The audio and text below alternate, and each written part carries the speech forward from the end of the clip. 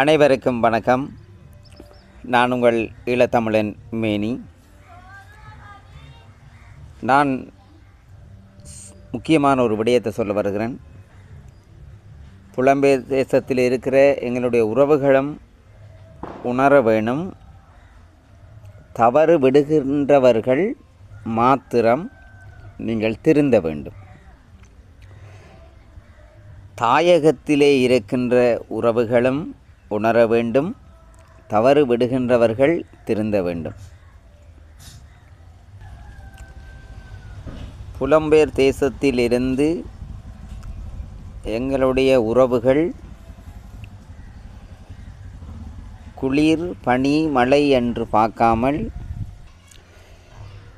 பல லட்சம் ரூபாய் நிதிகளை இங்கு தாயகத்திலே இயங்கி வருகின்ற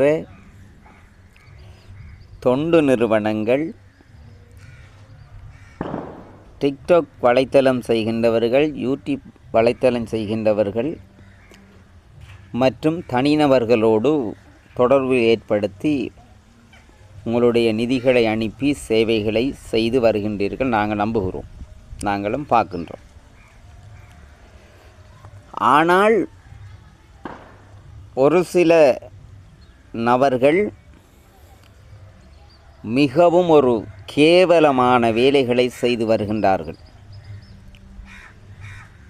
அதை நான் அடுத்தடுத்த கட்டங்களிலே உங்களுக்கு அதனை நான் உறுதிப்படுத்துவேன், நிறுவனமாக்குவேன். இந்த வீடியோ ஊடாக, இந்த இணையதளம் ஊடாக நான் உங்கள் அனைவருக்கும் அதை தெரியப்படுத்த வேண்டிய பொறுப்பு எனக்கு இருக்கு.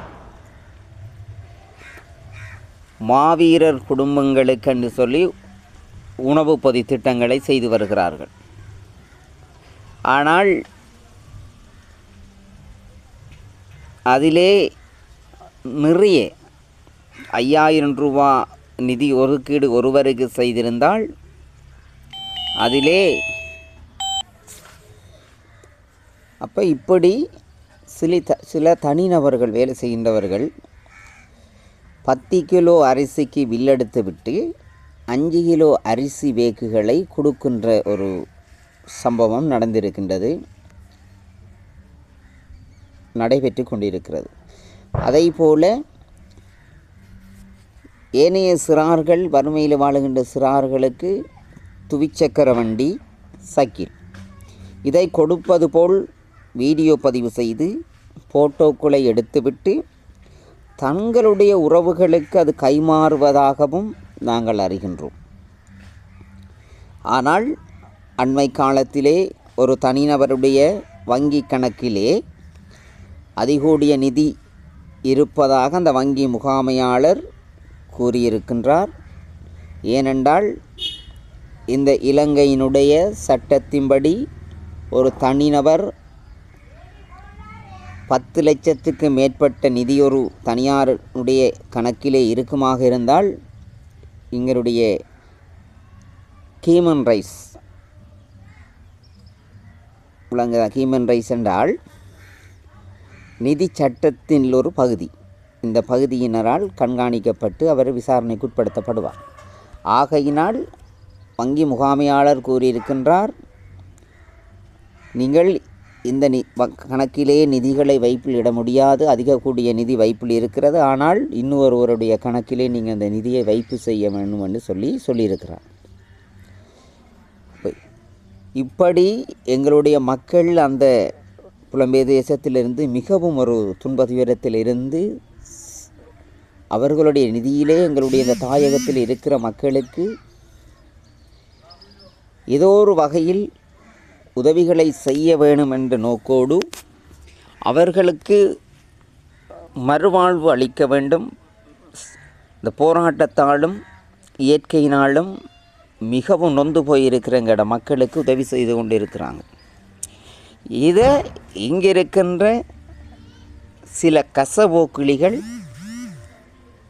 சில ஒரு உழைத்து தின்ன வக்கில்லாமல் வழியில்லாமல் இருக்கின்றவர்கள், இந்த மக்கள் மாவீரர் குடும்பங்கள், அங்கவினப்பட்டிருக்கின்ற முன்னாள் போராளிக குடும்பங்கள், தாய் தந்தையினை இழந்த சிறார்களினுடைய